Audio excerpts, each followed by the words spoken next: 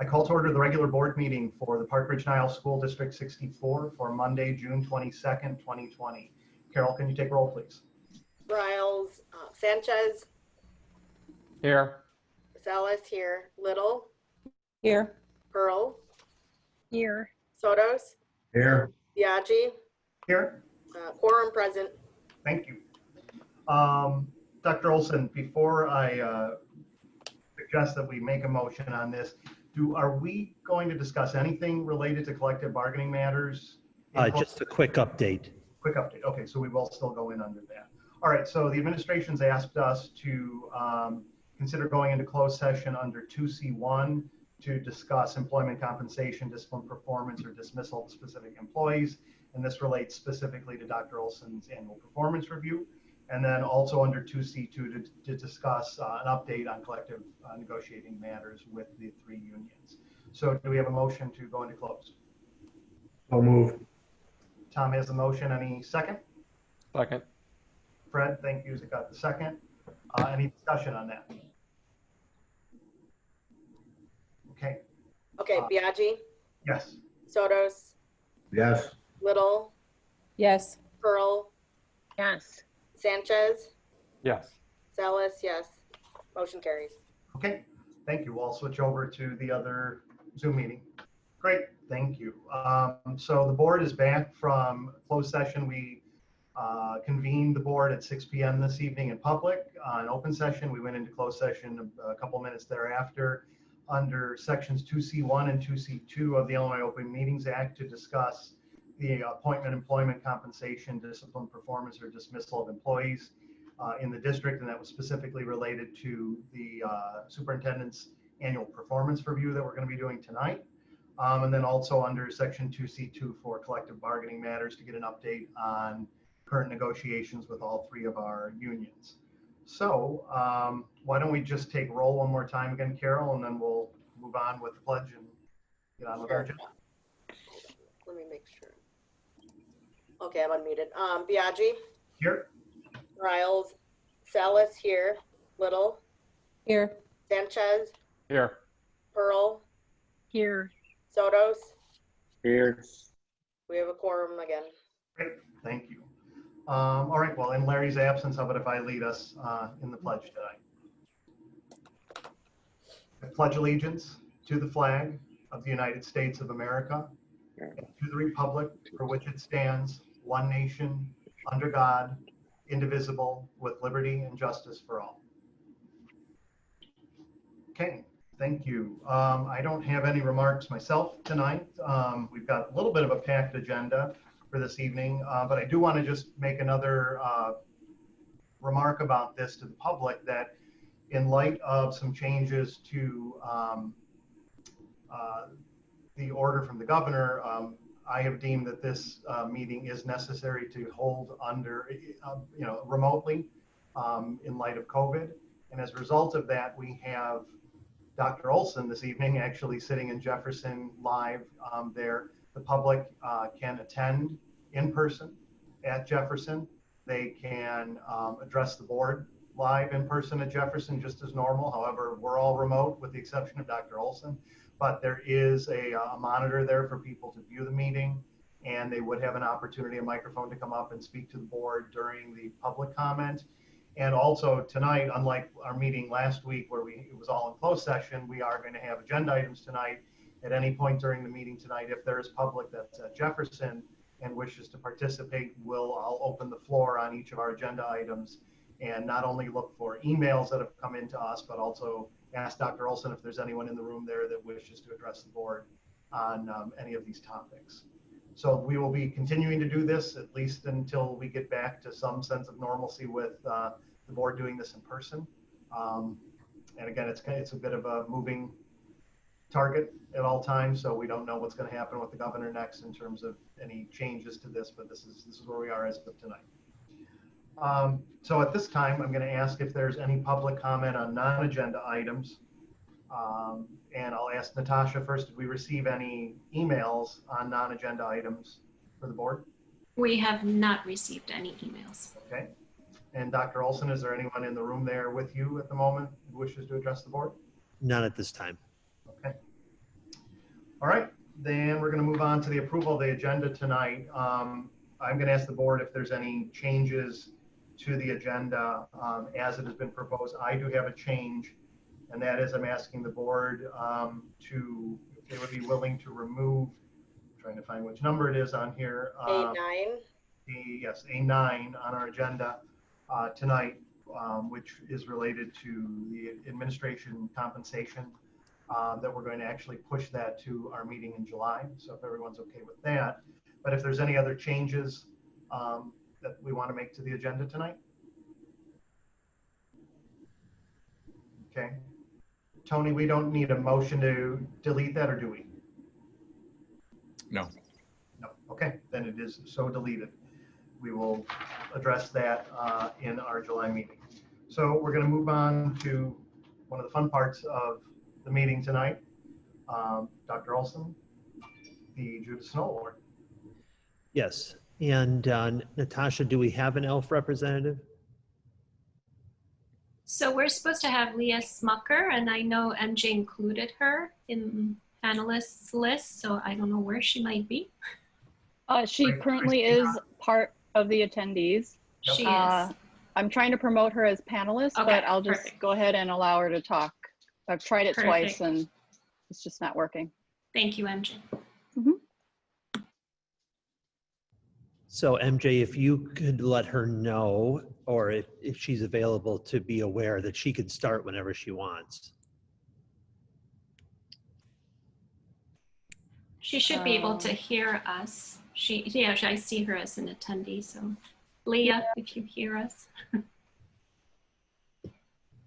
I am clicking to try to allow her to talk and to promote her as panelist, but it doesn't seem to be working.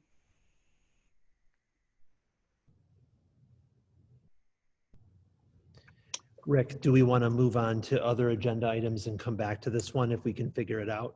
Yep, that's what I was going to suggest. Maybe we move on to the appointment of the assistant principal at Franklin, do that, and then come back. Yeah. All right. Well, that one's yours, so Yes. take it away. And Joel, is Kristen joining us tonight? You're on mute. Sorry, I had that problem tonight. Yes, I just texted Kristen and told her she could join. Okay. You want me to go ahead and start? Yep. Okay. So it's very exciting. This one, I don't even need to look at the sheet of paper, as Kristen is coming from Arlington Heights, where I just was. She has spent her entire career in District 25. She started as a teacher in 4th grade and has taught almost every elementary level. I hired her to be my math coordinator when I was assistant sup for curriculum. And so she served in that role for 5 years. And now this past year, while I've been in District 64, she has served as an assessment coordinator. She has also been a summer school principal as well, multiple years. And it was this wide range of experience that made her an ideal candidate for District 64. She was very well appreciated by our panel of staff and administrators, and she's had an opportunity to already connect with Mary Beth, and I think they're going to be an excellent team at Franklin. So we are very excited to welcome Kristen Williams to District 64. Great. Well, thank you for the introduction. Do we have a motion to read? Why don't we do that? And then if there's any questions from the board, we can do it then.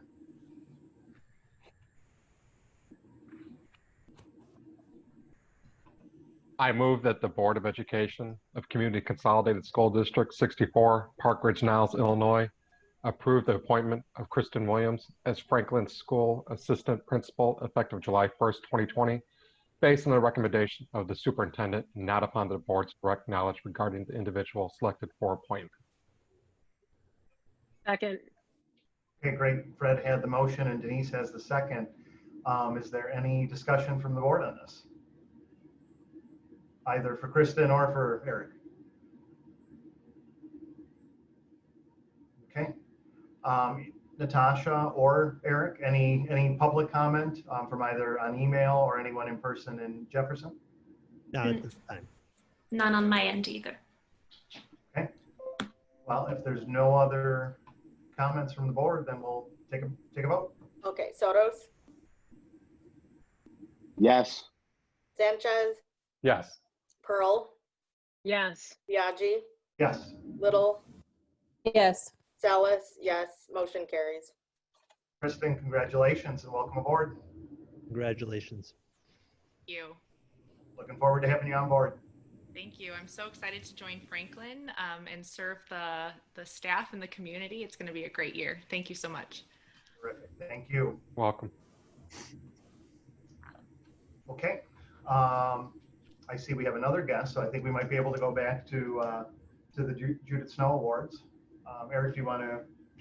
Yeah, I'll just turn it over to Leah, and you can go ahead and take us from here. And we're glad that we were able to get things worked out, and we're excited to hear about the awards. Yeah, thank you. I'm sorry for my technical difficulties there at the beginning. Well, let me get my prepared remarks. Okay. All of the students chosen for this award are exemplary ethical leaders.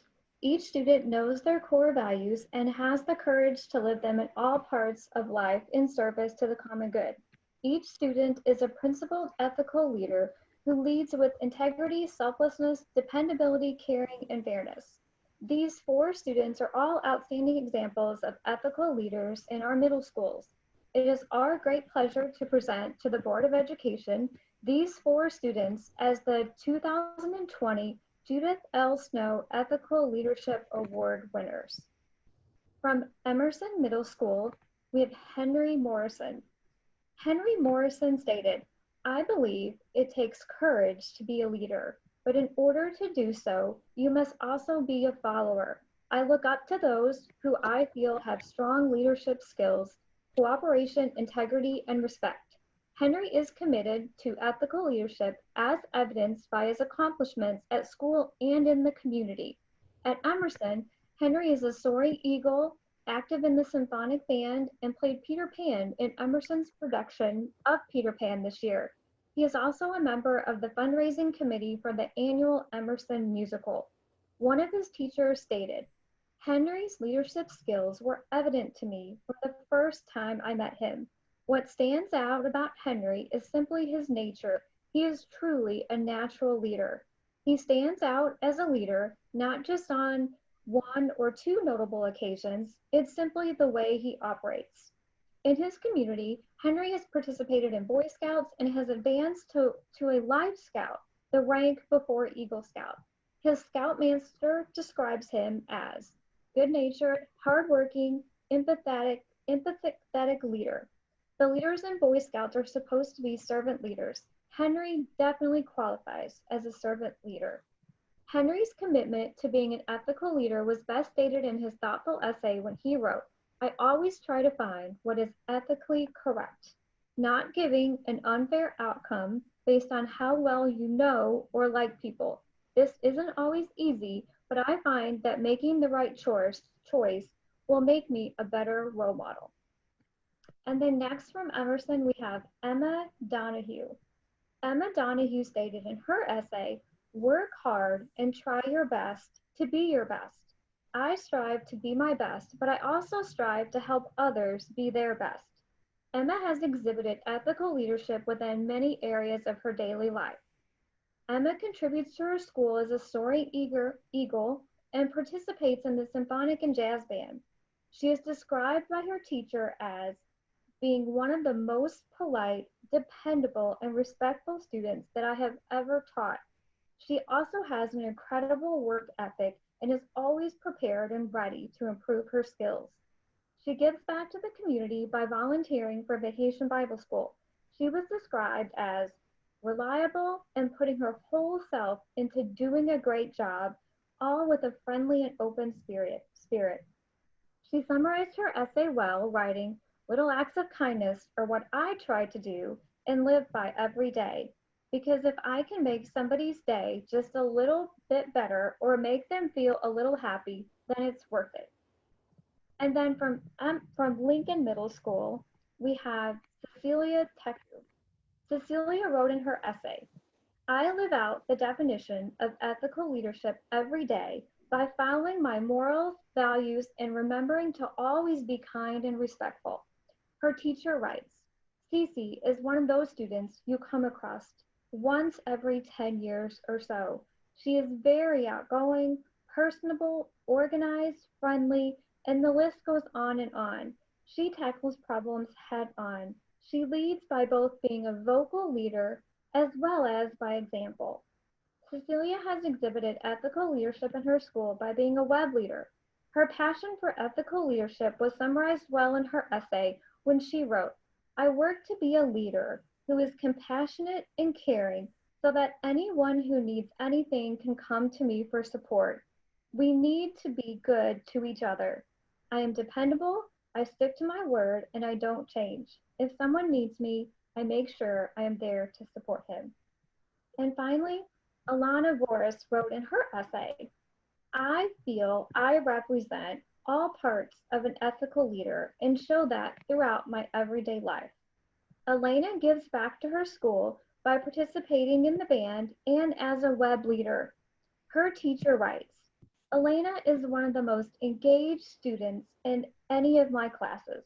I can depend on her to participate and to motivate others to do so, to attempt any challenge in front of her, and to maintain a positive attitude and a great sense of humor. Other students look up to her work ethic and thoughtfulness. She loves to learn and is intrinsically motivated to try her best in everything she does, from academics to music to athletics. She has many quiet leadership positions that allow her the opportunity to mentor younger students in band, in dance, and as a web leader. Elena summarized her essay by writing, I find myself to be an ethical leader in all aspects of my life. I find myself putting forth my best effort and caring for the others around me. I am reliable and dependable, and I put others before me. I live out my morals every day, and I strive to be the best that I can be. We had many great applications this year, and these were the committee's choice for the 4 winners from each school. Thank you so much for presenting and sharing all that with us. It sounds like 4 excellent candidates, so I'm very happy for them. Yes, thank you very much. Thank you. I'm sorry that we couldn't have them here tonight as we normally would for our board meetings, but hopefully at some point in the future, we'll have an opportunity to have the students there where we can meet them in person and take a picture with the board. Yeah. And I think a few of them are listening. So congrats, students are, that's good. Their parents are here. Congratulations, everyone. All right, we're moving on to the next agenda item, which is the remote learning update. So Dr. Lopez and Ms. Ward. Sure. And actually, MJ and Leanne will probably be chiming in for this report as well, as they both participated in this. So as you know, we ended the school year in remote learning, which began on March 17th. And so in order to assess the impact of the remote learning program, we administered 2 surveys this spring. One was early on in April, and the second was in June. And we shared an update in April with the board about the earlier survey. And so this is a summary of parent feedback from that June survey. So in general, parents expressed satisfaction with the amount of work that was assigned, with the responsiveness of teachers, and with the organization of lessons. And there were also many comments just thanking teachers, generally just a sense of gratitude for our teachers' commitment to students. There was some feedback that we'll be able to use if we enter remote learning again this school year, which involves several areas for growth. So the first area that was actually pretty significant is parents expressed a strong preference for increased live opportunities via Google or Zoom. And specifically, parents wanted to see live meetings with students expanded to focus on new instruction in addition to opportunities for socialization. Both parents and teachers expressed the need for increased feedback and accountability for student work. As you know, we received some guidance from ISBE this spring and we provided students with a grade of pass or incomplete in alignment with ISBE's guidance. Both parents and students expressed the need for there to be a different level of accountability for students than that, and also for teachers to provide students with more explicit feedback about the work that they were submitting. Teachers in turn expressed the need for more time to be able to provide that explicit feedback. In April, we got some feedback that streamlining communication was a real priority for parents, particularly for our parents of younger students. So if your child was young enough that you were responsible for helping them log in and find activities, our parents said that they were juggling too many emails and links and logins and passwords in order to access those activities. And that is sort of mirrored in some of the communication feedback that I wrote about in the memo, which is almost 40% of parents said they were somewhat satisfied or not satisfied with the directions for accessing remote learning activities.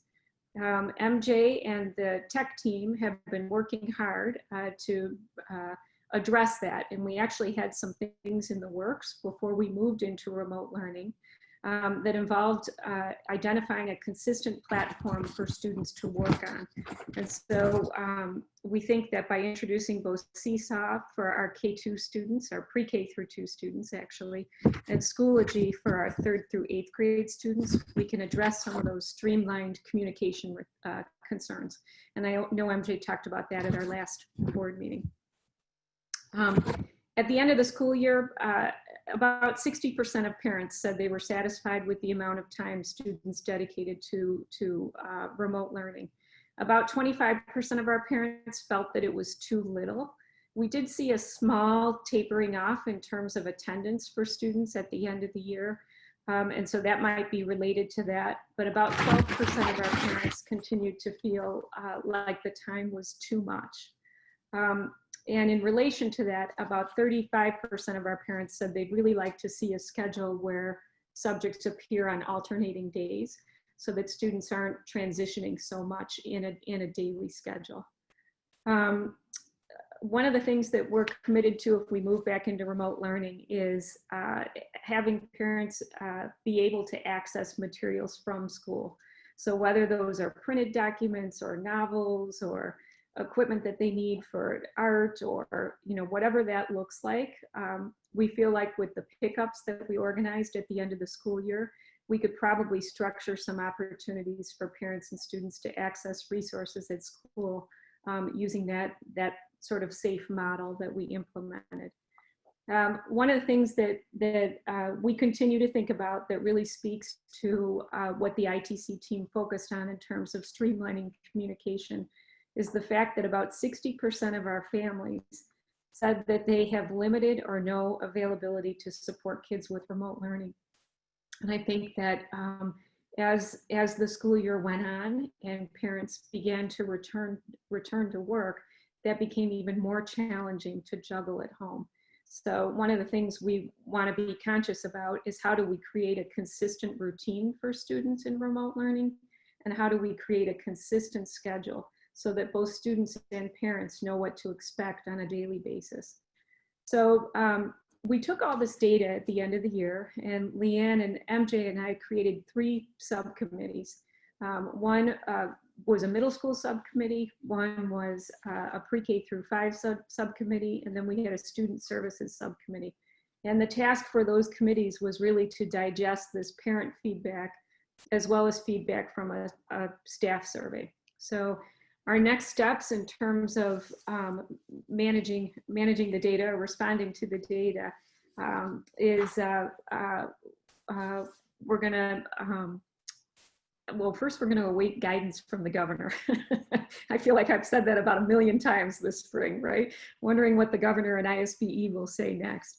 But hopefully within the next few weeks, we'll get some structure around what our return to school could look like, if that's possible. And once we have that, we're going to take all of this information that we have from parents and from staff, and we're going to structure the remote learning program so that we're able to respond to that.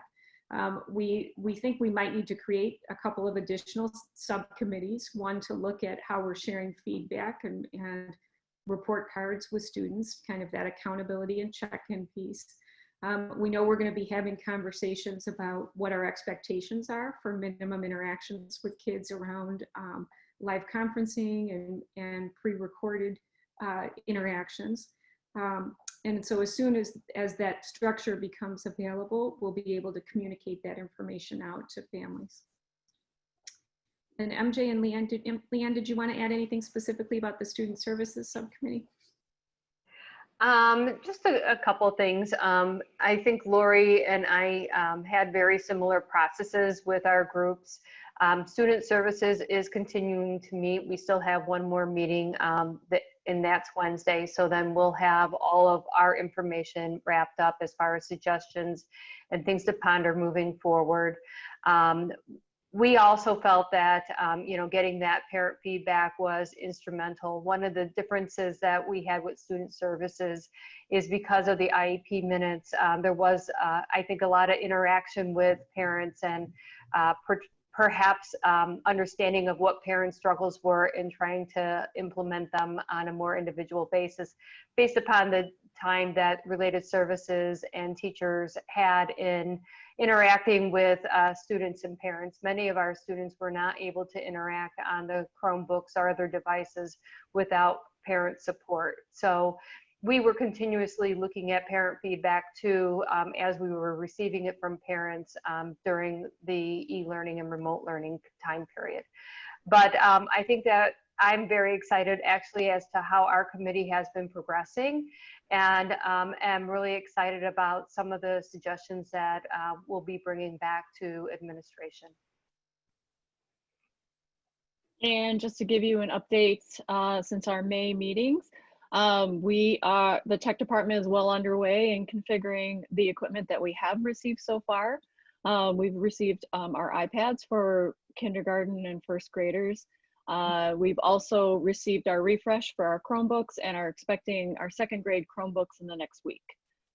So we've got 5 short weeks to get it all together and figure out a way in terms of, depending on what the governor is going to announce, what the beginning of the year is going to look like and what distribution and, distribution of all materials and equipment would be for students.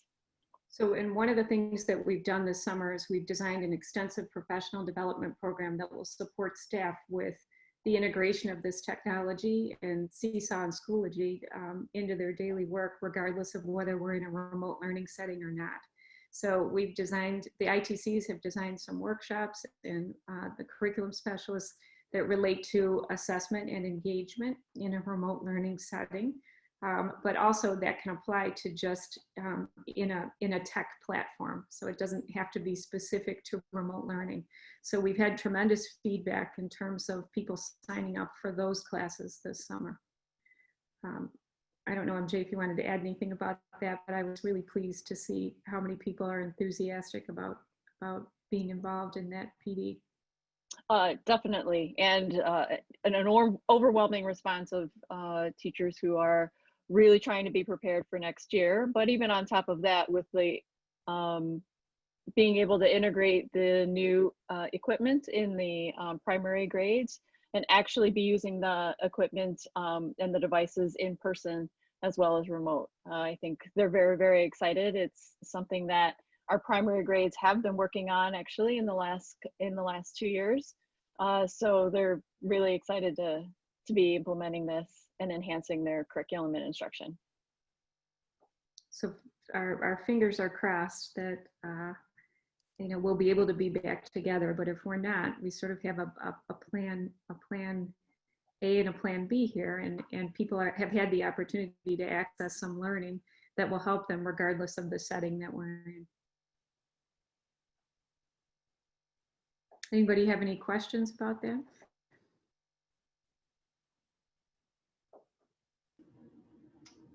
So thanks for all the extra work you guys have been putting into it. I know you talked a lot about parent and staff feedback and the surveys, and then, waiting for more info from the state. And then I'm just assuming that a starting point for when you're reviewing all of the, remote learning processes would be that old ISBE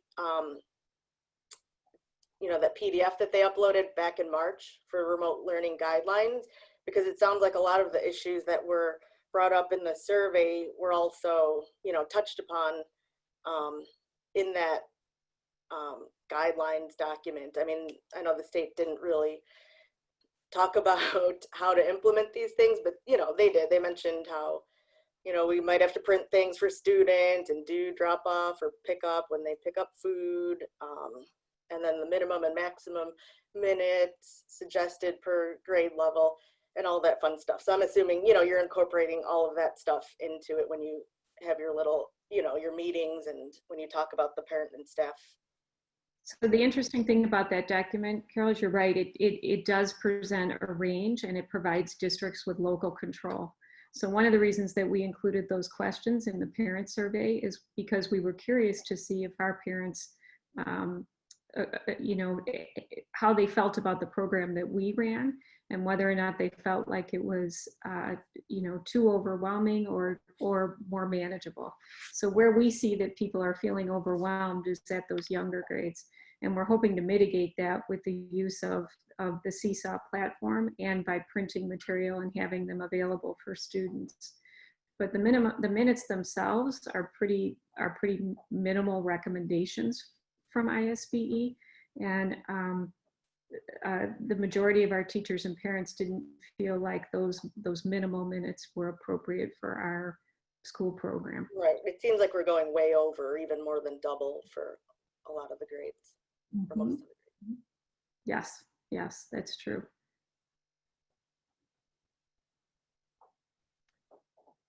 Thanks, Lori and MJ.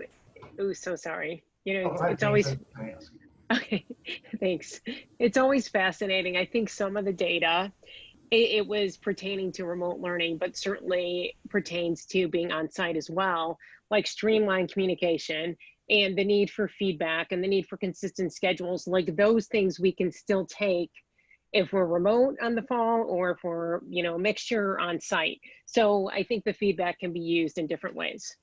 Absolutely. And that's one of the things that I think all three committees commented on, is there was some fear when we met in committee that we were working on a hypothetical situation.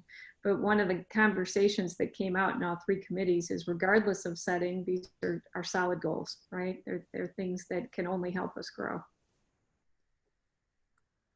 Rick, were you going to say something? No. I was just going to ask if any other board members had questions. Otherwise, I was going to see if the public had any questions.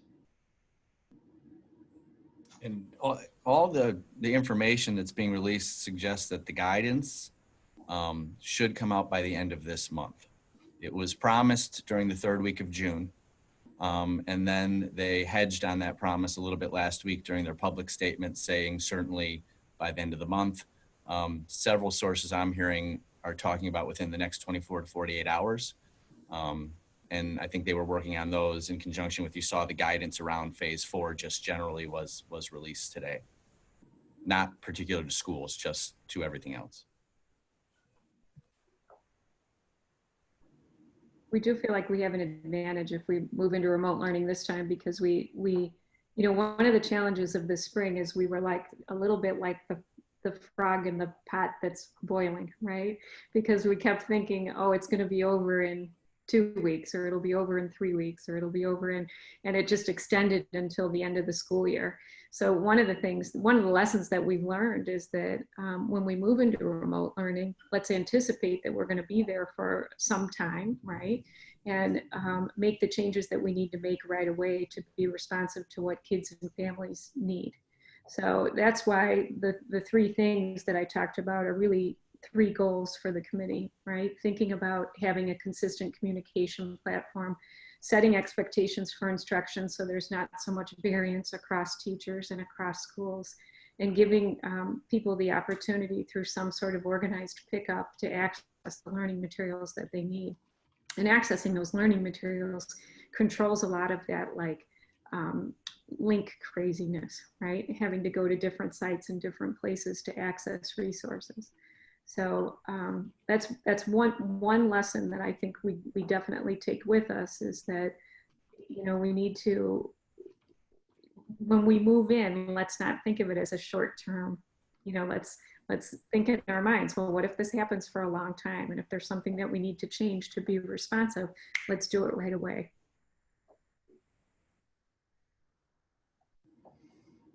So Natasha, any emails that have come in? We do. We have 2 public comments at the moment, so I'll read them both. Great. The first one is from Maura Collins, and it's in the form of 2 questions. Are teachers required to attend workshops, ensure their skills are fresh with unknowns, ?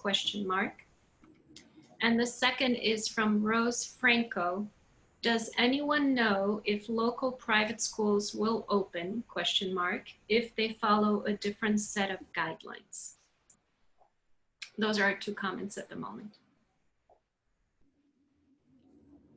So Dr. Olson, Dr. Lopez, you want to take a crack at those? Eric, you're on mute, sorry. Sorry about that.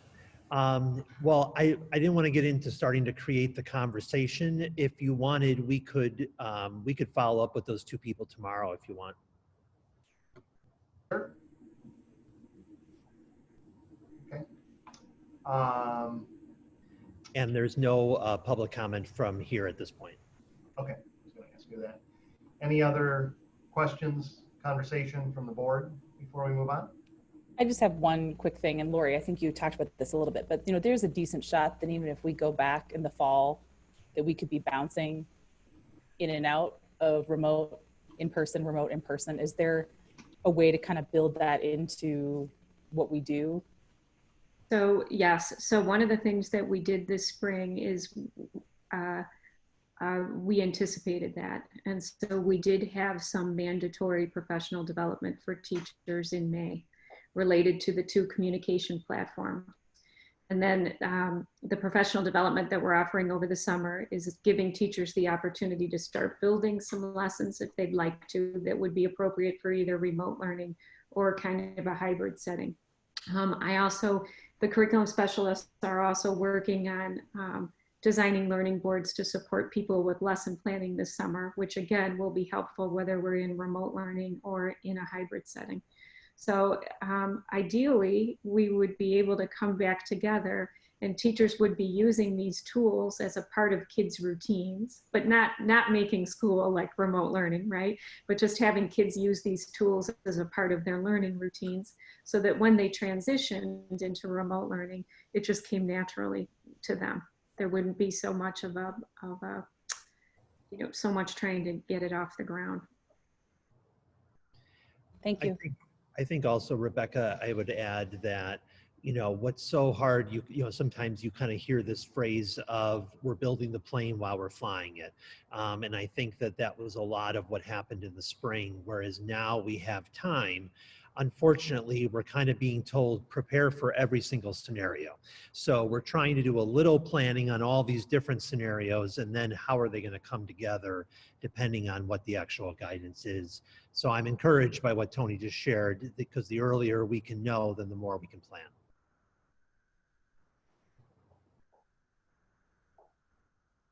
Okay, any other questions from the board? Okay, thanks, Lori. Thanks, MJ. Okay, we are moving on. MJ, actually, you're back. Sorry. We're moving on to the next item, which is the E-rate approval for the project. Yes, good evening, members. Tonight, I would like to take this opportunity to bring to you an update on our participation in the E-rate funding program with two parts to bring before you for approval. Each year, the school districts identify technology needs related to infrastructure and connectivity, and districts submit a request for competitive bids to the Universal Service Administrative Company, or what we call affectionately USAC. USAC posts these requests on its website for vendors to bid on, and after reviewing the vendor bids, the school district selects the most cost-effective eligible products and services. The districts then apply to USAC for approval for the desired purchases to obtain the federally funded discount, and District 64 qualifies for a 40% E-rate discount. So the first part of this E-rate project is to plan to spread out the maintenance and updates to our district's local area network, or LAN, all the switches in the infrastructure over the next 4 years, starting with the 2021 school year. The last major update to the LAN infrastructure was done in the summer of 2015, prior to our migration from our aged Centrix phone system to our current voice over IP system. The second plan is, part of the plan is to enhance the UPS or power backup system in the MDFs and IDFs in identified areas in the school buildings across the district. This is to increase the amount of uptime for the voice over IP system in the event of a power outage, which seems to happen quite frequently in Park Ridge. So as stated in the memo, these are the identified needs of the district pertaining to our LAN infrastructure. And in following the E-rate application process, what I bring to you tonight is the result of that process, with the most cost-effective quote being from CDWG in the amount of $78,167.75. The district would then receive the 40% E-rate discount reimbursement of an estimated $31,267.10. Thanks, MJ. So Tony, just so, sorry, you were just about to turn away and then I asked you a question. So I know we talked about this in the context of the Chromebooks before. This project is exempt under the statute for normal sealed bid process that we would go through because it's IT. But because we're using this particular program, which does in fact go out to competitive bid, we're still arguably going out to competitive bid, not necessarily in the normal way we would, but through this sort of buying consortium. Exactly. Okay. Yep, exactly, 100% correct. Okay. Any, well, why don't we make the motion and then we can field questions from the board and the public on this.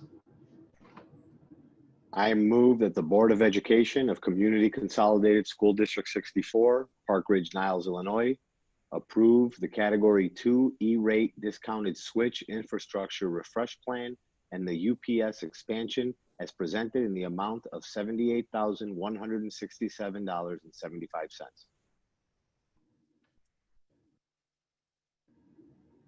Do we have a second? Second. Denise, was that you? Yep. Great, thank you. So Tom had motion, Denise has a second. Any questions from the board on this?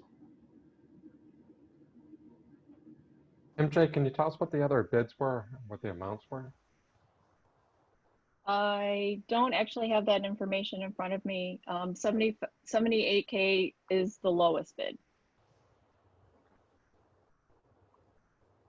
And Luann, I presume we're just budgeting for whatever the delta is here. So whatever the net, I guess like 40-something thousand, because we're getting the reimbursement, right? Sorry, you're on mute.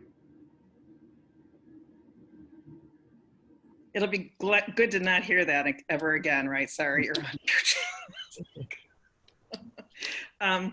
Actually, how the E-rate program works is that we will do the purchasing and then we don't actually receive the reimbursement necessarily in the same year. Oh. So we make the purchase and MJ has budgeted in her budget, and then E-rate lags, is it 1 to 2 years, MJ? Just one. Just one. So they do lag 1 year behind. So we will spend the $78,168, and then next year for the 21-22 budget, you would see the revenue expected for this expenditure.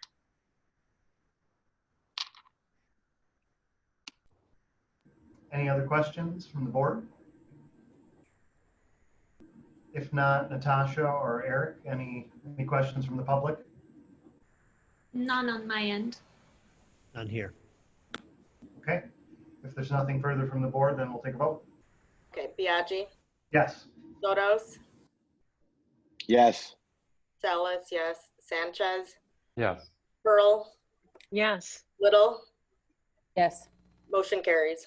Thank you. Thanks, MJ. Thank you. Thank you. Okay, Dr. Olson, we've got a proposed amendment to the 2020-21 school calendar. Yes, so there are two pieces here that will kind of come together. One piece is that the board may remember a couple of meetings ago, the public had brought up the concern about us attending when there was going to be an election next April 6th. And, you know, I am in agreement with that I think at this stage of the game, we should not be in school for these types of elections. And so we pulled together the calendar committee to look at this aspect. And so by calling April 6th a non-attendance day, we would have to add 1 day to the beginning of the school year. So we're starting a day early. The second thing that happened was that there was some question about, and now the governor has signed it in, that November 3rd, which is where we'll have the presidential election this year, is now a state holiday. And we can't have any institute days or any student attendance days. And we already had an institute day planned. So what we're proposing is to move the institute day to April 6th, so that way we don't have to change anything else in the calendar with the exception of just starting the 1 day earlier. So nothing really changes for the teachers. Overall, they still have the same, but we would start 1 day earlier for everybody else. So tonight is just for discussion and planning purposes, and then the board would vote at the next meeting. Hope that all made sense. Eric, can I just ask procedurally, so the governor made November 3rd this year a state holiday. He hasn't made the general election in the future a state holiday, right? It's just this one-time deal he did. Correct. So do we want to set a policy as a board that, you know, local and federal and state elections generally will be no school that day? I mean, do you want to go to that next step so that this is just automatic going forward? We certainly could do that. Tony, what's your thoughts on that and on how other districts are doing it? Each year that goes by, more and more districts are starting to move towards that kind of philosophy of why do we lock down our buildings for every other day of the year, worried about all kinds of dangers, but then on these days, we seem to just open it up to anybody. And as you're probably well with election laws and stuff like that, you can't check IDs and things like that. So I have a lot of districts, especially in this year, that it's like Dr. Olson said, it could be sometimes it's going to be an institute day, but they seem to be pretty adamant that we don't want kids in the schools on those days if we are going to be opening up as polling places. So I don't know if there's interest from the board in entertaining that idea of actually doing it as board policy, but that would sure seem to address that issue once and for all. Is it, Tony, is that typical? I mean, I agree with everything you just said. Is that, I assume most districts that you're seeing do that are doing it not just for the federal, you know, the presidential or congressional elections, but also for municipal, you know, local stuff as well too, right? Anytime they're using the school as a polling place. I think they're looking at the calendar year by year, you know, along with their administration, and and making a decision. Some of them different, but most of them are saying that if we're going to be forced to act as a polling place, then we're going to have to close to students on those days. But we also got to be cognizant of how many elections there are and making sure we're not pushing the school year too far in either direction. Well, what about, does our policy committee want to maybe take that under consideration and, you know, chew on that a little bit and bring it back to the board, what you guys think? That's fine. We can do that. Yeah. Sure. Okay, great. All right, so again, tonight, Dr. Olson, that was just informational, right? I mean, and just trying to get a temperature from the board on it, but we're not taking a vote or anything this evening on it. Correct. Okay.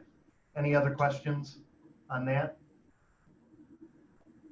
Okay, public, Natasha or Dr. Olson, anything? No comments. No comment. Great. Or no comments. I knew what you meant. Yeah. Okay. Moving on to the next one, which is just a small little item. Luann, you want to talk to us about, you know, the budget? Sure. So I have a fear that I'm going to be the mistress of doom and gloom through the budget cycle. So I may be asking for a title change. It has been in my career probably the most difficult year to try and put our budget together with so many unknowns at this time. So this is the first draft that you're seeing. On July 9th, you'll see the next draft, and you will also be receiving kind of our financial projections and what that's going to look like. And any other information, as far as new programs and things like that. A couple key points I wanted to mention to you in terms of this first draft that you're looking at.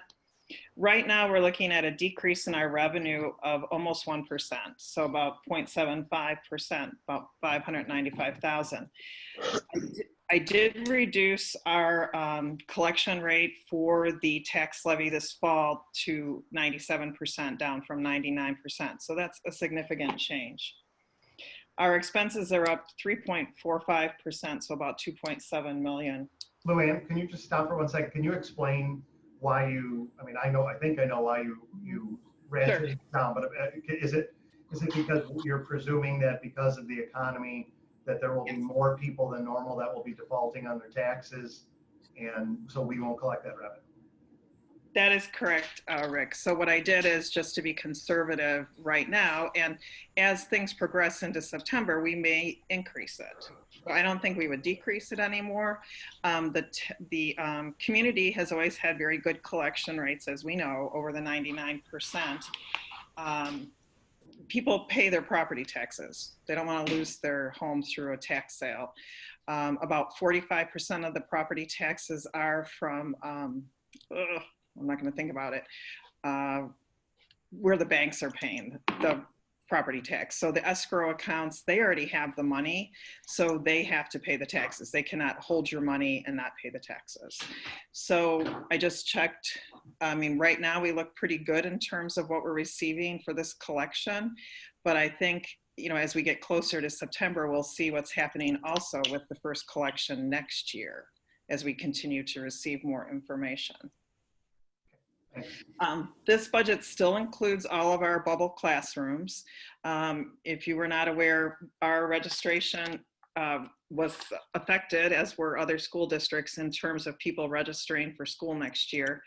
I think, everybody is just super, stressed out in terms of everything that's been going on, and registration hasn't been high on their list. However, our school secretaries and principals have been beating the bushes, calling people to get them to register and everything, so that we know if we need any of these bubbles, or if Joel needs to move somebody potentially to another building or another grade, et cetera. So we are really, really focusing on getting the registration done. I also included, we'll need a new custodian at Washington with the additional square footage that we're adding to the building.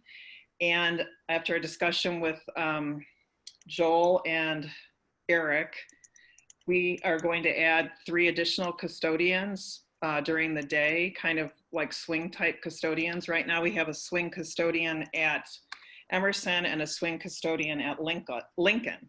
However, the expanded cleaning that's going to need to be done, there's no way that our elementary head custodians can get all of that done while doing their regular job. For instance, we have to have an isolation room in each school. Last week I went with Margaret Tamari, who's the district's head nurse, over to each facility to identify where that isolation room will be. And fortunately, we're not going to have to do any construction, which is good. So I'll be talking with, I've already talked with Eric, but we'll be talking next week at our ESC admin team meeting, and Margaret will be on that call also, so we can kind of let everybody know as far as what we would like to do, see, get their feedback, and then move forward. These isolation rooms, of course, if a child is in there, it's going to need deep cleaning before it can be used again. As you're seeing in many places, if you've gone into any stores or ate at an outside restaurant, the cleaning of high touch areas is occurring every 30 minutes. So I would assume we would start doing that in the schools too. Right now, we don't expect the custodian every 30 minutes to be wiping off, every door handle and all of that.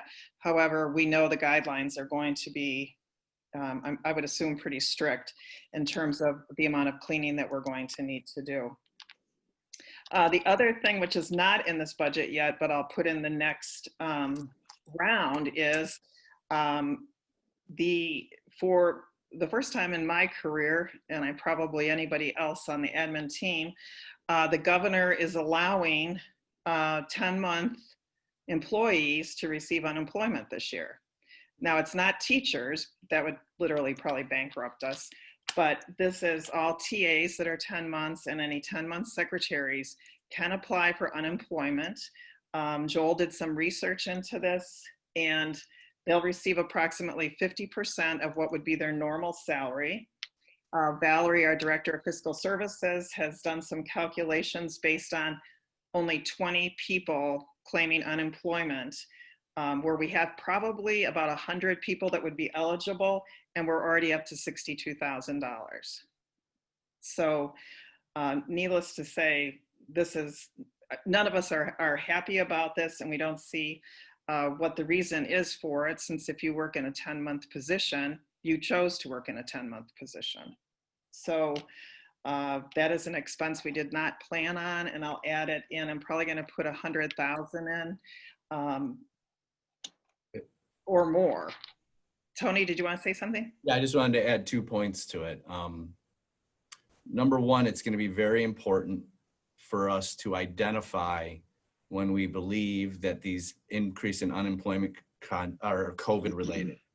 Because if we identify them as COVID related and categorize them properly, which should be done through your unemployment insurance carrier, there is some reimbursement through CARES Act funds, and it's supposed to freeze your rate. It doesn't mean you won't pay more. The reasoning, and I'm not advocating for the reasoning, this was a IFT, IEA, SEIU initiative. And the reason that they gave the legislator for passing this law and the governor is that a lot of these folks, this is what they said, tend to work summer jobs. And currently there aren't any. So they were kind of giving them an avenue for revenue. This is only through December 31st of 2020. It is not a change forever moving forward. We hope. True. Can I just ask, am I not understanding something with the unemployment? There's if you're paying them unemployment, then that means by definition you're not paying them their salary, right? They're not working. Right. You're not paying them normally. So how is it that we're going to be paying more money? We're still going to be less. It's just, well, what am I missing? Well, paying their normal salary. Under the prior law, school district employees, there's a special rule for them. They're not like seasonal employees in other industries. The rule for school employees is if you have a reasonable expectation of being invited back for the next school year, you're not eligible for unemployment during the summer. That is not the case for a lot of your other seasonal lawn care kind of or construction companies. They are eligible, but schools have always been exempt. We have bus drivers, 9-month clerical, teacher assistants, food service.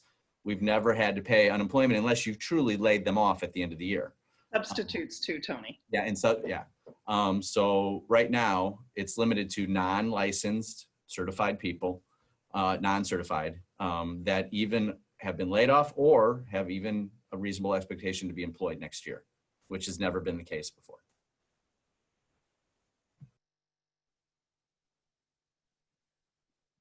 Any other questions on that? So we'll keep you posted. We also, as an admin team, have increased professional development, and Lori had mentioned this earlier, for remote learning.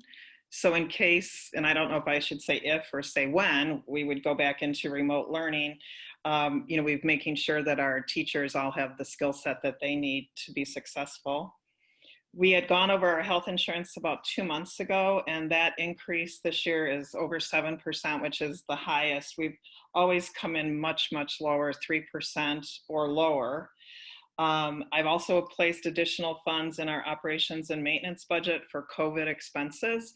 For example, we already know that we have to provide washable masks for all our staff and washable masks for the students. So we are planning on purchasing one for each individual.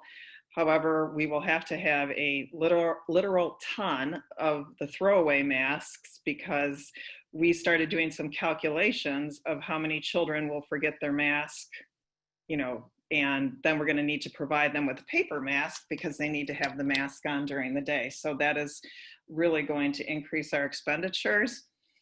We also have ordered the plexiglass for all of the offices and, you know, in front of the secretaries and then at ESC. And, you know, that's a $20,000 chunk of change that we're having to spend for that. We don't know what else is going to be expected in terms of what we're going to need to do to protect individuals.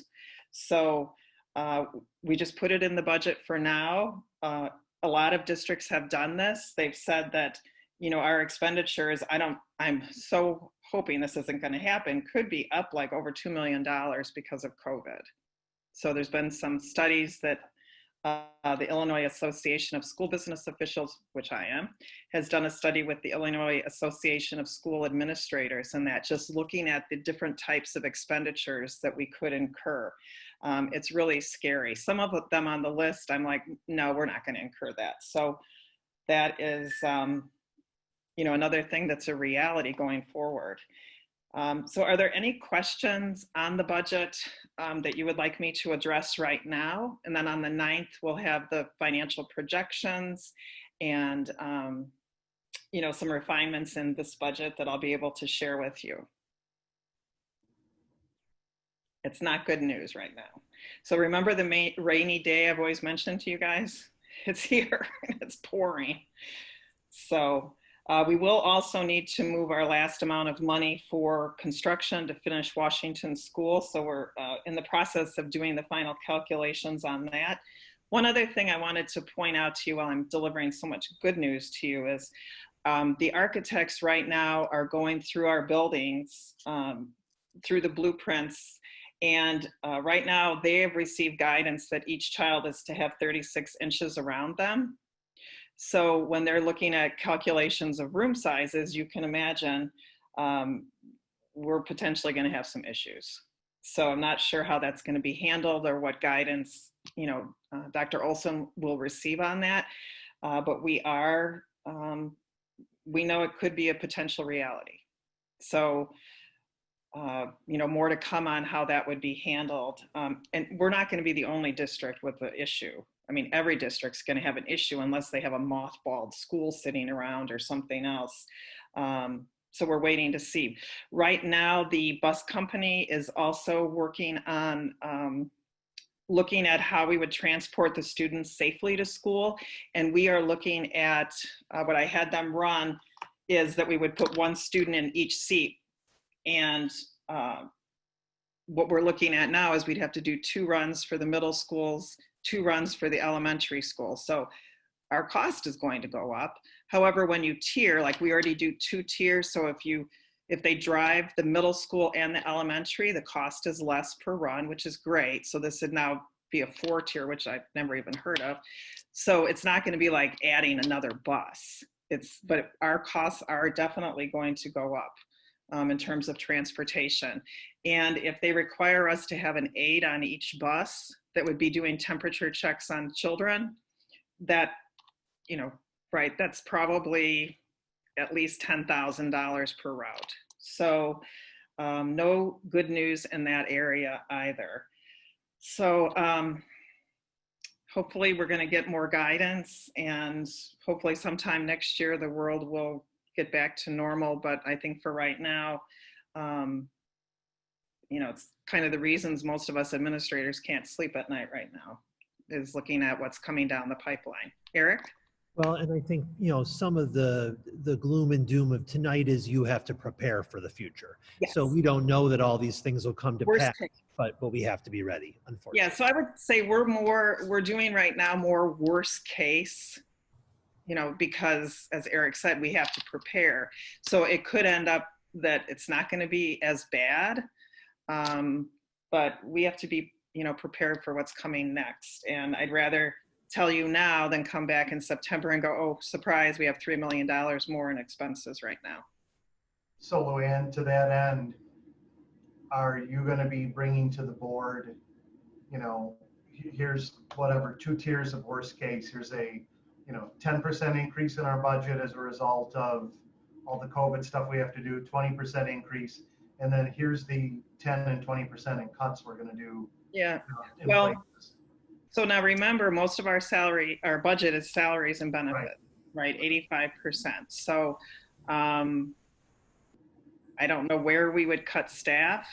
We already, in my opinion, run a pretty lean machine.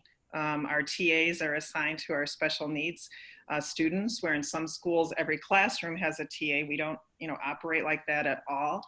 I did ask all of the administrators to really look at their budgets this year and focus on areas that maybe we could put off for another year, or, because if we could put something off for a year, right, it's, it helps us because then we're going to be able to see what's coming down the pipeline.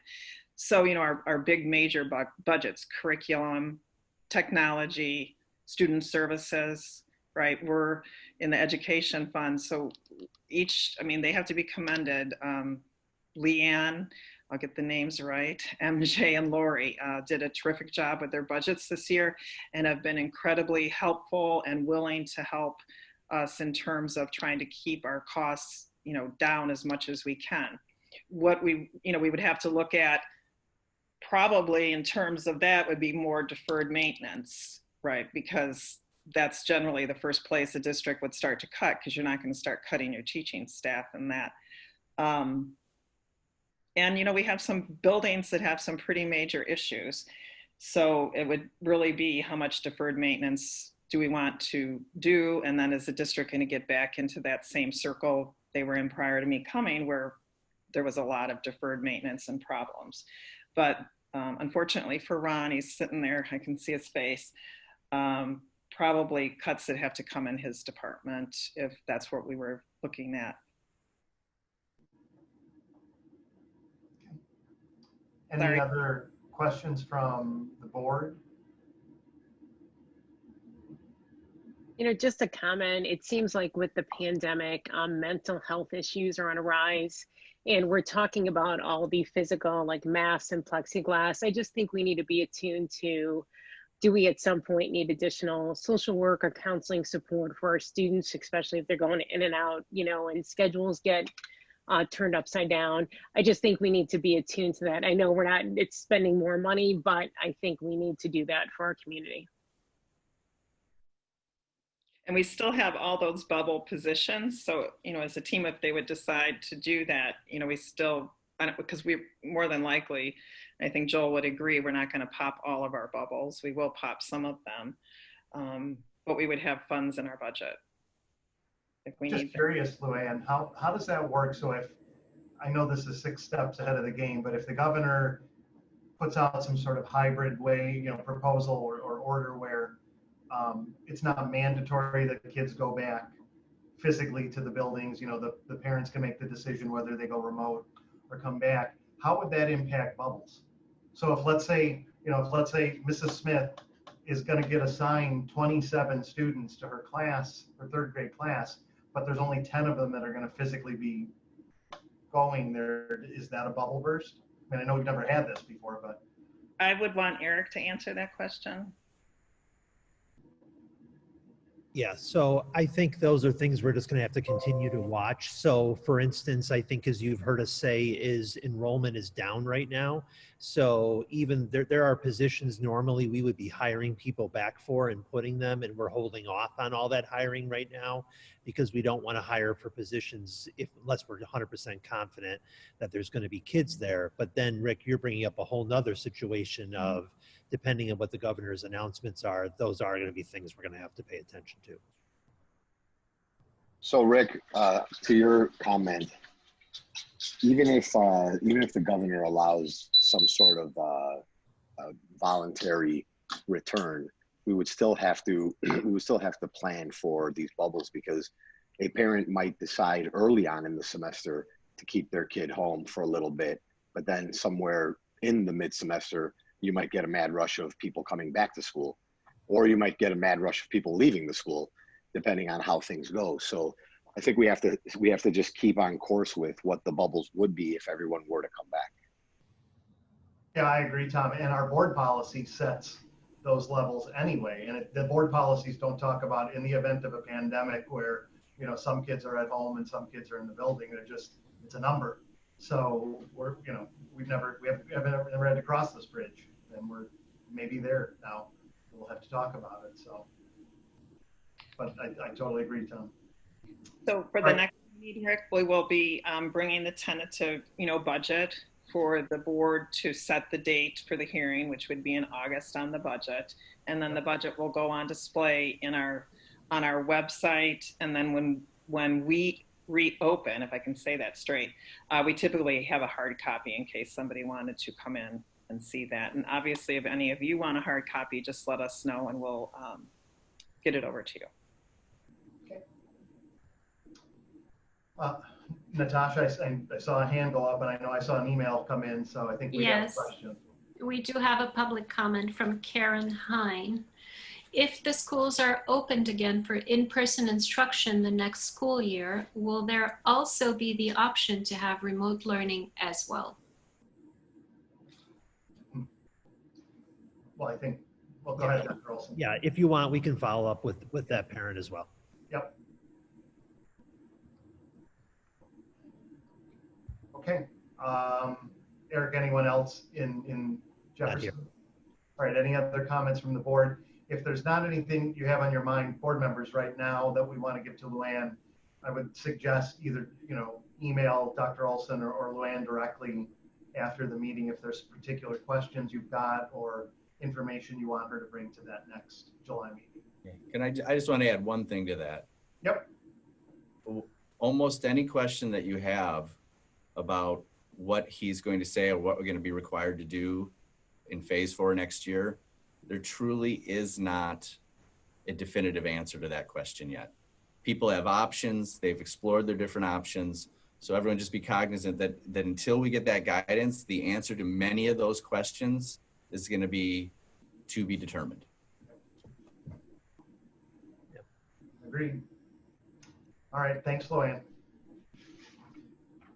Okay, we are moving on to the natural lawn care update. Ron, you want to take that away? Okay, in follow-up to last month's meeting, Dr. Olson and I and Luann have talked through many different things, and we're proposing that we continue with the top dressing and seeding our grounds and not use any fertilizer or herbicide treatments, except for an emergency application. You get something like poison ivy or poison oak or something that you have to address. And then this would mean no change from our current practice of this year. The park district has asked me about the ball fields and soccer fields that they would like to continue to do as they've done in the past, treat them as they have, with exception of using biosolids or any fertilizers or broadcast spraying, but just to treat them again on an emergency basis for any weeds out of control or a dangerous type of condition. And you've given them that approval for that? I have not gotten back to Terry Wolf on that just yet. I told him that I would let him know after tonight's board meeting. But I think that that's a wise way to go before we lose all of our fields to the point that, we need to redo base paths and infields and things like that. Yep. So I think they've done a good job maintaining our ball diamonds in the past.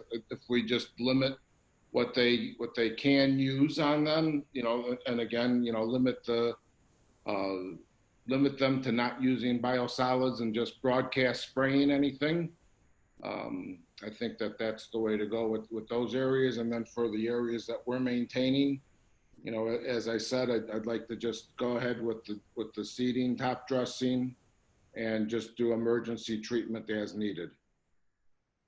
And we should share that this is temporary. This is just our solution for right now, until we can have more time to bring back to the board more information and data so the board can make a more long-term decision. Correct. So is there any objection on the board to that proposal that Ron has for us? Okay, I'm seeing none. Natasha or Eric, any comments from the public on that? No comments. None. None. Okay, thanks, Ron. Thank you. Okay, we're moving on to the personnel report, which we have in our packet. Why don't we take a motion on that, and if it gets seconded, then we can ask Joel if we've got any questions on that.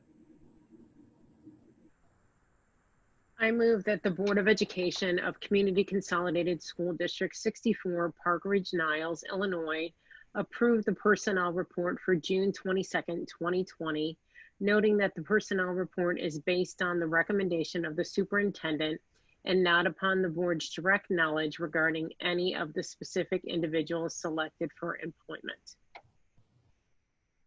there a second? Second. Rebecca, that was you? Yep, thanks. So Denise had the motion and Rebecca had the second. Any discussion on the report that is in our packet?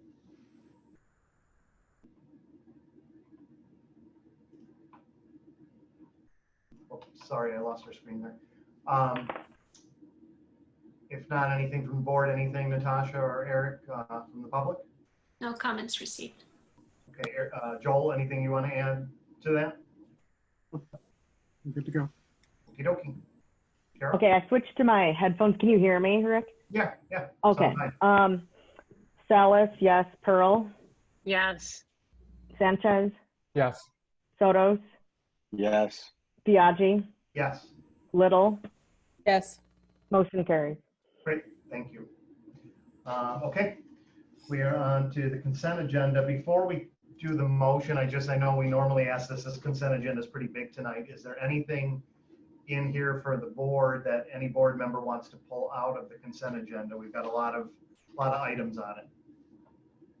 Or are we okay voting on it as is?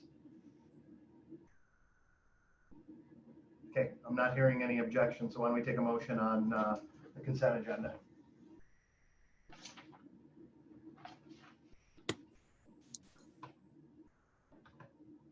I move that the Board of Education of Community Consolidated School District 64, Park Ridge-Niles, Illinois, approve the consent agenda for June 22nd, 2020, which includes bills, payroll, and benefits, approval of financial update for the period ending May 31st, 2020, second reading and approval of policies from Press 103 and Policy 2:230, Resolution number 1249, authorizing and directing the permanent transfer of money from the Operations and Maintenance Fund to the Debt Service Fund for debt certificates. Resolution number 1250, authorizing and directing the permanent transfer of money from the Education Fund to the Debt Service Fund for VoIP and copier leases. Resolution number 1251, approval of safety hazards transportation, approval of consolidated district plan, approval of committee of the whole meeting dates for 2020-21, approval of District 64 FOIA officers, and the destruction of audio closed recordings.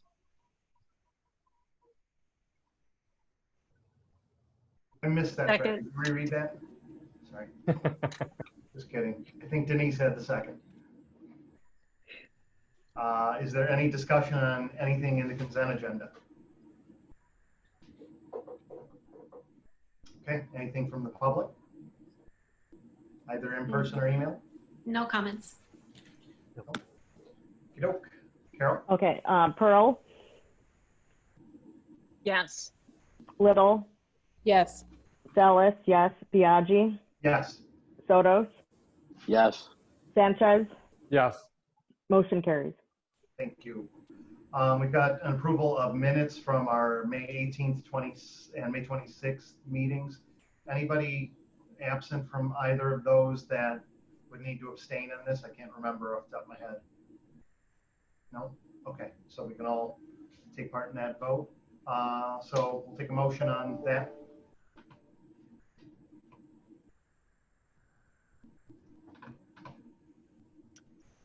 I move that the Board of Education of Community Consolidated School District 64, Park Ridge-Niles, Illinois, approve the minutes from the closed meeting on May 18th, 2020, the regular meeting on May 18th, 2020, the closed meeting on May 26th, 2020, and the special meeting on May 26th, 2020.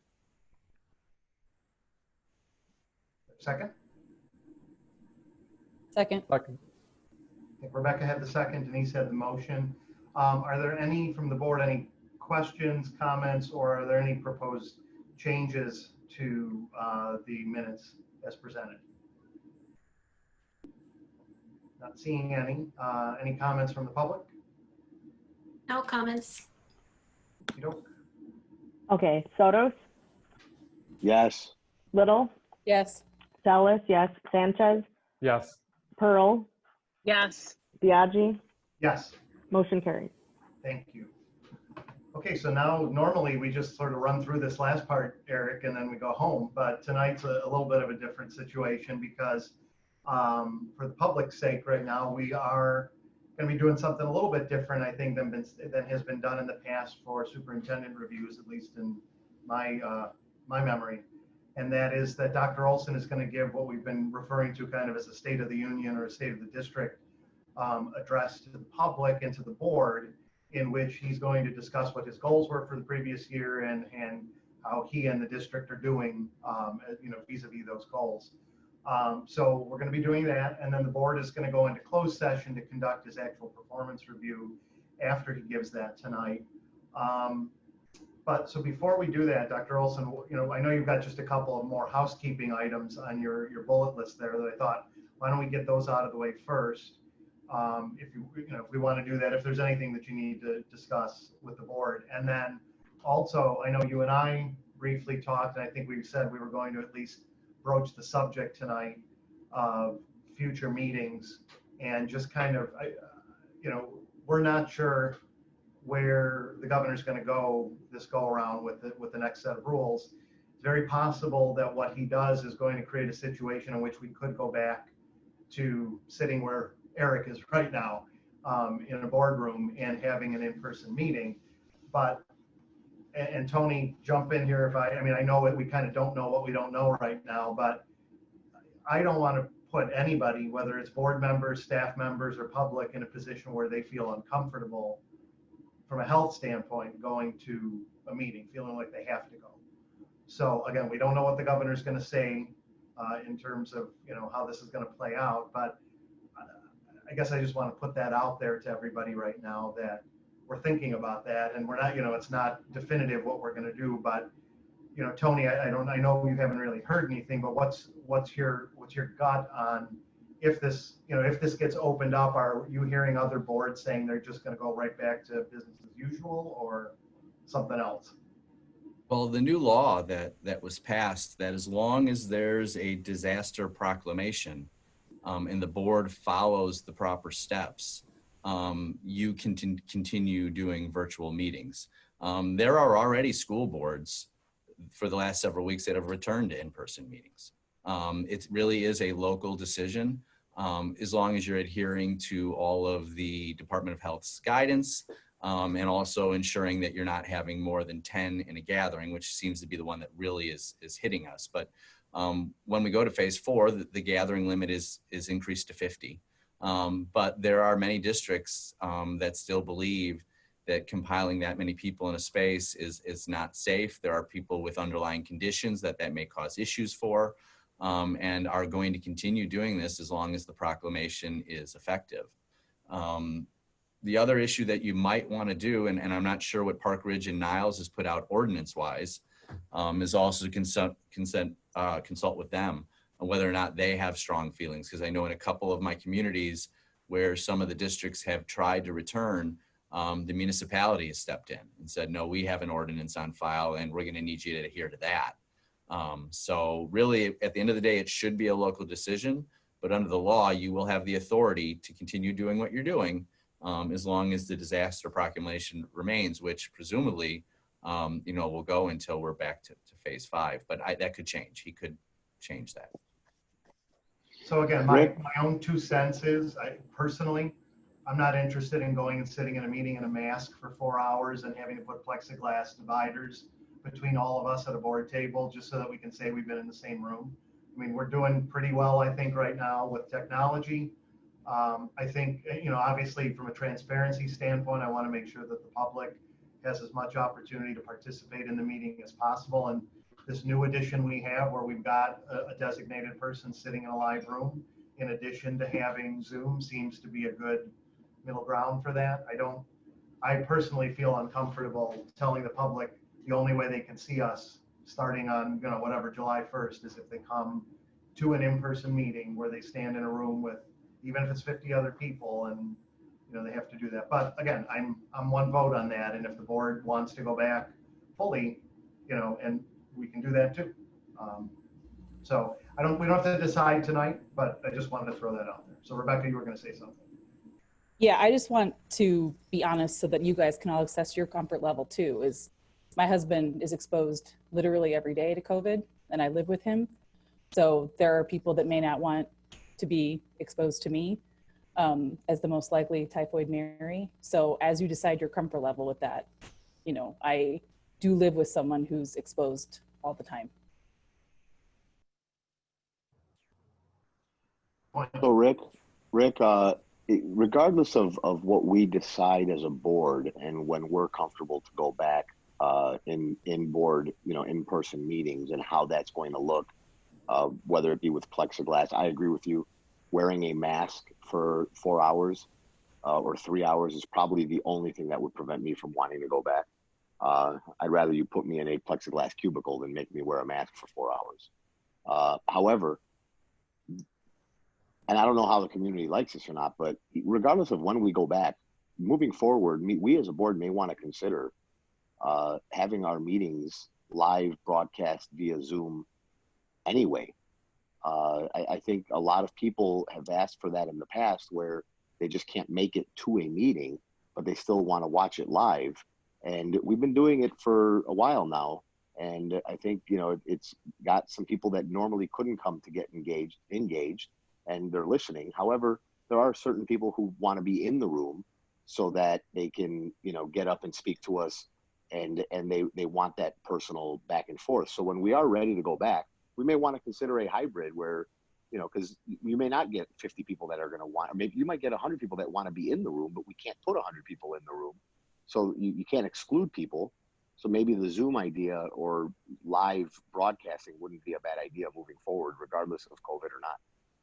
Yeah, I think that's a great idea. And MJ, something we should be at least starting to think about, whenever we move back to regular in-person meetings. I think that's a great idea. Okay, well, again, I didn't mean for it to be a long discussion or that we have to decide anything tonight, but it's when the governor does whatever he's going to do, we may have some decisions to make, and we'll need to decide as a board how we want to handle that. So I just wanted to tee that question up for everybody. Eric, any of the other bullet points in your agenda item other than your state of the state to discuss? Right No, now? the state of the state is all I have left. Okay, great. All right, and any questions from the board on anything he had on the agenda other than his summary that he's going to give? That questions on? Okay. All right. Well, then the floor is yours, sir. Okay, thank you. So in preparing for tonight, what I did was I just am addressing several different areas that we can talk through. And I think it's important to point out that if we decide going forward that I'm going to do these reports annually, I would imagine a lot of the reports going forward would be a lot different than tonight, because tonight was my first year. And so tonight is a representative of how much I've learned in this first year. And I think that prior to coming to the district, you're learning all this information, but you don't know if it's true. It's just everything you're hearing about the district. And then you actually get to be here, and then you actually get to experience it and live it and see what it is. And there's a phrase sometimes that we use, at least in education, and it's called drinking from the fire hose. And it's just sort of this idea that there's so much coming at you at once that are you really getting anything? And I think that's definitely how it felt in July and August and September last year, where there was just so much information that I was taking in and trying to understand. But I also wanted to really make sure that I focused this year on my learning, that there was so much learning I had to do about the district. And so it was important for me to look at each of these areas. So it makes the most sense for me to start off with learning. I think that we offer an excellent education in District 64. I would be happy to have my own children attend the district, and I know that they would receive an excellent education. I think we have a very strong curriculum. I feel very good about where it's at this point. I feel like curriculum directors for the past decade have been in a state of catch-up because of all the standards changing and all of the different areas that have changed in education of the past decade. Even though we hit the 21st century, a lot of schools were not prepared for the 21st century until we got into the second decade. And so now that we're sort of experiencing all of that, there's only a couple more areas that are really currently under review. And then once those are completed, we can start thinking about even more of what we can do. Right now, we want to make sure that we have everything, that we're abiding by all the state guidelines, that we have the best curriculum that we can have going forward, and that we have all those things in place. But now it's sort of like, what can we do even more? How can we make our programs even better? And that's the most exciting part to sort of finally get into in terms of curriculum. Sometimes it's been referred to as rigor, but I think that we can expect a little more from kids in District 64. I think there's still room for us to grow. That doesn't mean that that would apply for every student, but I think as I look at it overall, that I think that that's something that we can improve on in the years to come. When I look at the facilities in District 64, I feel very good about where we're at. I know safe, warm, and dry was the mantra that you've had for the past several years, and I think that we have achieved that. I'm excited about the construction project at Washington because it definitely takes care of the overcrowding issues that we had there, but also exciting that we're able to bring the SLC program there. We are a little tight at Franklin. Franklin is the school that I'm a little nervous about just in terms of space. Probably somewhere in the near future, Franklin is going to have to be addressed in some way. But it really seems to make sense that there's nothing really that we can do until we know what the plan is for full day kindergarten. That seems to be the piece that's just kind of hanging over, and we really need to get an answer to that. So the plan is to move forward with a kindergarten planning committee next year. I would very much love to do it in person, but if we're not able to do that, then I would do it remotely because I think this district just can't wait anymore. We really need an answer to what we're doing with full day kindergarten. Somewhat related to that is Jefferson and ESC, just in terms of building structure, are in a pretty sad shape. And I'm just concerned about, we're limping along with both of these structures and we'll continue to do so, but it's going to come to the point where we're going to have to make a decision about these buildings. But I think that the full day kindergarten is going to impact that, and we can wait until we get to that point. In terms of personnel, I think staff and administrators are well paid in District 64 and have good benefits. I think we are an attractive district and make people want to come here, not only as a destination district for our families to come here and want to raise their families here, but for district staff who want to come and have a career here. And so I think it is an attractive district, and I think that we do attract strong people. I think we have a strong teaching staff. And I think that in looking at what they are strong in, their biggest strength is their love of kids. And that's not something I can teach. Those are things that come, with people, and it's really good to see how much of that is really strong and living in District 64. I think we have a strong administrative staff, and I'm really happy with all aspects of our staffing across the district. I am a little concerned about staff shortages just across this country with teacher shortages and administrative shortages. Although Joel has shared with you previously, it hasn't really seen a big reduction in terms of the number of candidates that apply, but I think where there is a reduction is in the quality of candidates. We have a lot fewer candidates that we're going through that are of very strong ilk that we sort of look through before making a determination. So we want to continue to watch that. Also, we're going to continue to watch millennials and how they are changing the workforce. A lot of millennials are not looking for the same benefits that people were looking for 30 years ago. And so we have to continue to evolve as we continue to look for personnel. It's also been pointed out that our teaching staff is primarily white. Our administrative staff is primarily white. And can we look at more practices of recruiting a more diverse staffing? And so those are things that we can look at in the near future. In terms of special education in District 64, I was really happy to be a part of PT3 this year. It gave me an opportunity to interact with parents on a much closer level and to really hear from the thoughts and feelings of our staff and our parents in regard to special education. I'm very excited about the new SLC program at Washington. As I had shared with the board previously, I felt that this is probably the biggest decision that we've made in terms of special education going forward, and because it's the first one. By allowing us to have a program where we can ensure kids' needs are best being met with the right staff and the right curriculum and the right pieces and the right facility, then I think it's just going to alleviate all that much more that we can do in special education. Also, Leanne introduced a facilitated IEP process this year. I've heard a lot of positive feedback from parents because it allows them to give feedback. And the more feedback that I think our parents can give, the better our practices are going to be overall. I do think special education is the department that has the most room to grow. I think this has only been the beginning. I think that we're not under any delusion that there still is not a lot of work to go here. But I think that a couple of the pieces that we accomplished this year have laid a nice foundation for many years to come. In terms of our finances, I believe that we are in a strong financial position in the district. We continue to not have to go to referendum and keep our community from not having to pay anything in addition, and we're able to meet all of our needs. I think as Luann indicated earlier this evening, though, the future is unknown. And so I think there's a lot of questions going forward in terms of where we're going to be a year from now or 2 years from now.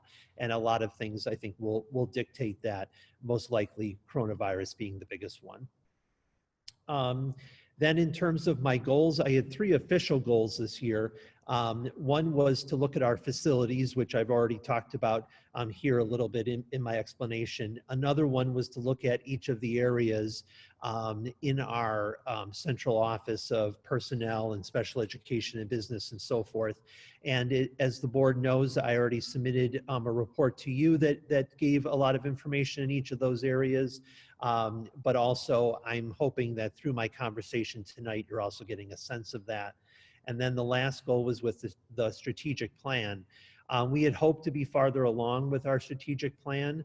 What's good is that if coronavirus had not happened, the only thing that we wanted to be at this point is that we had collected all of the data from the community and staff, and we could start analyzing and going through it and start preparing for the process that we were going to begin at the first thing at the start of the 2021 school year. So that is just being pushed back a little bit because we still need to complete that rest of that gathering data part from the community when we can find a better time to do it. I think that what's also going to be important is to kind of watch, just like I said with full day kindergarten, I would like to do it in person, but we're going to have to see how things go. We might have to do it remotely, and we'll work from there. As the board also knows, I had 2 unofficial goals this year.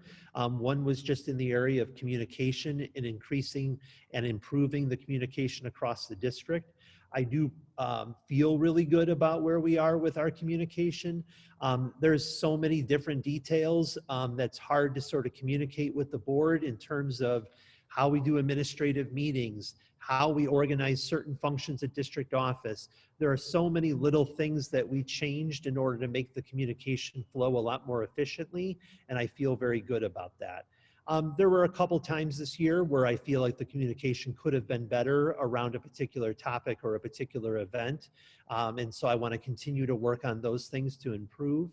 We received a lot of praise from the community during the coronavirus for our efforts in communication, and people felt that they were informed and were very appreciative of the information we were able to give to them. As I've said, I think we can get better. I think a big area in which we can improve on is our website. It's just finding information. I'm not sure it's set up in the best way to allow people to find the best information for them, and that's something that I want to improve. The other unofficial area in the district is that I talked about that there needed to be a lot of healing that was going on. And some of the board members that attended my opening day speech might remember that I talked about District 64 as a beautiful picture that seems a little crooked. And where I think that we've righted it a little bit, I still think it's going to be some work to go until we can get straight. I think that if you talked with staff across the district, I would think that we did make some efforts in terms of healing this year and sort of working through some of those pieces. But obviously we are an organization of over 700 employees, so it's going to take some time to sort of work through those pieces. My opening day speech, while it was just one day, I did get a lot of feedback from staff as we continued throughout the year, as they felt that I created a lot of important messages for them to understand about who I was and going forward. And they felt that that was a big piece in sort of healing the district and moving forward. And a lot of information that I got back from, or a lot of feedback that I got back from staff, was an understanding of where we are and an understanding of where we need to go. So just a couple last areas that I wanted to mention. First of all, the health and well-being of the district. I think we are in a good place health-wise, but that's also convenient to say when we haven't been in school for 3 months. You know, there was a higher number of flu cases earlier this year, and one of the things that we're suspicious about is maybe a lot of those were related to coronavirus and we didn't even know it yet. But in other ways, we just need to continue to watch those things. So we were fortunate that we had a lot of extra custodial help already going on in the building when coronavirus hit. As Luann indicated earlier, I think we're going to have to even be more clean next year, and we're going to have to take greater efforts for cleanliness in order to keep everybody healthy. Speaking of coronavirus, Illinois is moving to phase 4 on Friday. We are still being asked at this time to plan for 3 scenarios, either the scenario of remote learning, a scenario of a hybrid school model where maybe some kids are coming to school and some kids are staying home, or that we're having regular school, but most likely there would be new practices that we haven't had before. So coronavirus has been the #1 item that we've been talking about and planning for the last 3-4 months, and will continue to be for at least the next year going forward. We will keep staff and families updated over the summer as new information becomes available. And then lastly, I just wanted to talk about race. That obviously with the events that are happening in our country right now, it's been very important for us to take some time out to talk about diversity and to talk about race. Lori Lopez and I have already spent some time re-examining our curriculum and thinking about places where we could have some greater exploration and some greater discussion about how we may want to expand our curriculum or talk about it in a different way. And also I shared with the board that I was thinking about it, and now I know for sure that I am going to form a diversity advisory committee, and so that we can look at diversity in Park Ridge and Niles and in District 64. I don't have a full idea of how the scope and what all that's going to be yet, but that's definitely something that we want to look at going forward. And I think I'll end by saying a phrase that I used even in my interview process for District 64 was, I don't want to be defined by the problem, but how we overcame it. And what I really like about that is when I think a lot about remote learning, for instance, I don't think about the problem that was, I think about how this community and about how the staff responded to the problem. And that's the part that I want to focus on. It doesn't mean that I'm not naive about what those problems are, but I always want to focus on what we are doing to overcome them. Every year is going to bring problems for a school district, but it's going to be how we solve them that I think really defines us as a district. So those are the areas that I just wanted to address tonight and share that. I probably ended up doing more talking than I intended to, but I just wanted to give you a little bit of an idea of how I see the district at this point in June 2020. Great, thanks, Dr. Olson. So I want to be careful about this. I know with the board, I mentioned earlier in closed session that we do have some legal boundaries to be cognizant of right now, and that one big primary one is that we are not permitted to conduct a performance review in the open. So to the extent that anyone on the board or the public has any questions with regard to Dr. Olson, I would ask that you limit them specifically to if you feel maybe there's an area he hasn't touched on that you'd like him to give a comment on, particular area of the district, not necessarily performance related for him specifically, but just how the district's doing in a particular area that you didn't hear just now. Or if you want some further explanation of something that he referenced with regard to the district right now, we can ask those questions, I believe, in open. And Tony, I'm watching you. If I see you nodding like this, then I know I'm going off the reservation, but I'll be cognizant of that. But and as well for the public, if there's anyone in the public that wishes to ask any of those kind of questions, we'll give you that opportunity now as well too. And again, I'll just need to be very cognizant of the questions themselves and whether or not Dr. Olson can answer them. So again, start with the board if there's anyone on the board that has any questions. Wow, speechless. Okay. Natasha, anything that's come in on email? We have not received anything. And Eric, anyone in there that's chomping at the bit? Okay. Okay, I'll give the board one last shot before we move to closed. Denise, you look like you were going to say something. Yeah, you got it, Rick. Thank you for reading that well. Eric, you remarked on this, and I had this on my notes. You mentioned the opening vision, your speech to the staff, and I was fortunate enough to be in attendance there. It was inspiring, it was thoughtful, I think is what the district needed. I wondered if you intended to do that sort of kind of kickoff speech at the beginning of each year, and do you build off that as something that more directed to parents, kind of in the same flair? So those are just food for thought. Sure. So I think first of all, obviously it's wanting to make a good first impression. So, there was a lot of thought that obviously, went into that. What I've seen just from other superintendents is you have to be careful a little. If you start promising you're going to do that every year, then after year 4 or 5, you have to start really coming up with, you're juggling up there or whatever it is to sort of entertain. I would not see that as the only time I would do that. I would do it in the future. I can't guarantee whether I do it every year.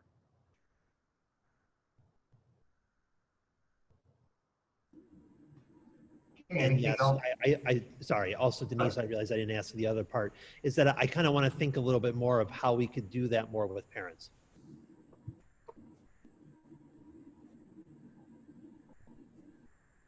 That, Eric, I'm trying to remember, did we make your speech available to parents to see? We didn't. Okay, because I was going to say there was really nothing in there that, that was like so secret or something that you said that was only for staff. I mean, no reason why that speech couldn't have been made available to the public. Yeah. And probably. Or even clips of that, even little snippets just to see some of that flair. Yeah. It was recorded, if I recall, because there were other people who got to see it who weren't able to attend, staff members and whatnot. So yeah, maybe Denise, maybe that's an option in the future, that whatever he gives to that group. Hey, Rick. Yep. It's nice to hear that Dr. Olson is talking about year 5 and 6. Yes, it is. Can we get that in writing, Eric, or is that right? Say that on the record. Right. All right, any other questions for this part of the discussion for Dr. Olson?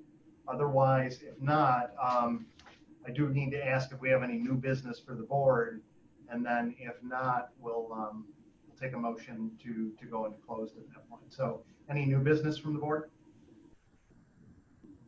Okay. So I'm asking now, not the administration, I'm asking that we go into closed session tonight under Section 2C1 of the Illinois Open Meetings Act for the appointment, employment, compensation, discipline, performance, or dismissal of a specific employee of the district, which in this case is a discussion of the superintendent's annual performance review. So just for the public's sake, we're going to go into closed session. I have no idea how long this is going to take tonight. We could be there for hours, could be there for minutes. So, but we will come out of that at the end, and we'll have to close the meeting in public. But we are not taking any formal action this evening with regard to the performance review.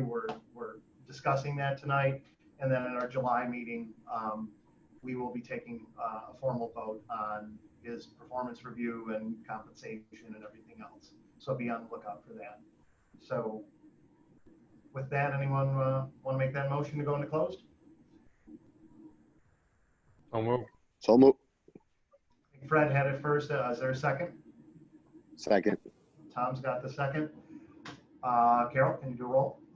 Sure. Sotos, Yes. Sanchez, Yes. Biaggi, Yes. Salas, yes. Little, Yes. Pearl, Yes. motion carried. Great, thank you.